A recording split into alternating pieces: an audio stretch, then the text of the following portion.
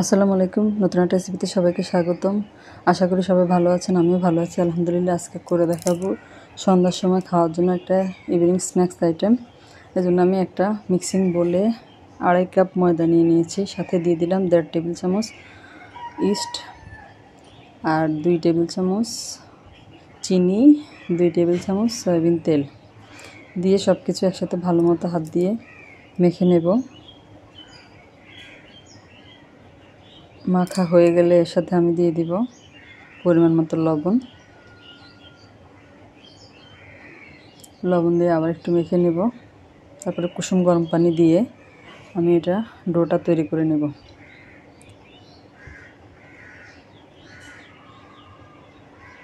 এই যে ডোটা আমার তৈরি হয়ে গেছে। শেষে আমি আরেকটু সয়াবিন তেল দিয়ে আরেকটু ভালো মতো মেখে নেব। আপনাদের কাছে একটা অনুরোধ, ভিডিওটা যদি ভালো লাগে তাহলে ভিডিওটা শুরুতে একটা লাইক দিয়ে ভিডিওটা শুরু করবেন। আর যারা আমার চ্যানেলে নতুন তারা আমার চ্যানেলটা সাবস্ক্রাইব করে পাশে থাকা বেল আইকনটা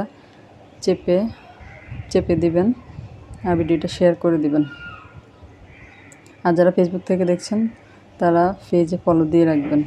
আর যারা আগেই অলরেডি সাবস্ক্রাইব করে নিয়েছেন তাদেরকে অসংখ্য ধন্যবাদ। ডোটা আমার তৈরি হয়ে গেছে। তারপরে আমি এখানে 4টা আলু কেটে সিদ্ধ করে নিয়েছি চামড়া ছেলে। তারপরে আমি ওটাকে ম্যাশ করে নিয়েছি ভালো মতো। এর সাথে আমি দিয়ে দিলাম পরিমাণ মতো লবণ, 1/2 চা চামচ গোলমরিচ গুঁড়া, 1/2 চা চামচ গরম মশলা গুঁড়া আর একটু পেঁয়াজ কুচি। আপনারা চাইলে এখানে পেঁয়াজটা ভেজে দিতে পারেন, পেঁয়াজটা ভেজে দিলে খেতে আরও ভালো লাগে। তারপরে আলুর পুরটা আমি ভালো মতো মেখে নিয়েছি, মেখে এক পাশে রেখে দিলাম। আর যে ডোটা আমি তৈরি করে রেখেছিলাম ওটা আমি 2 ঘন্টার জন্য রেস্টে দিয়েছিলাম। 2 ঘন্টা পরে ওটা ফুলে ডাবল হয়ে গিয়েছে। ওটা আমি 2 টুকরো করে নিয়ে 2টা রুটি বানিয়ে নিয়েছি।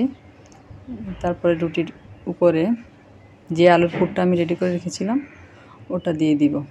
এই যে এরকম হাত দিয়ে চেপে দিয়ে দিব। দেখে আপনারা বুঝতে পারছেন নিশ্চয়ই।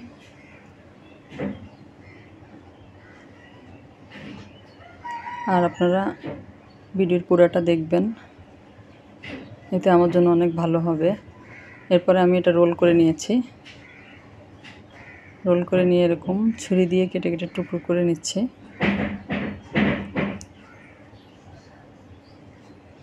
এরপরে হাত দিয়ে চেপে আমি এগুলোকে একটু সুন্দর শেপ দিয়ে নিব যাতে দেখতে সুন্দর লাগে। তারপরে আমি একটা বেকিং ট্রেতে তেল ব্রাশ করে নিয়েছি, ট্রের মধ্যে নিয়ে নিব এগুলা।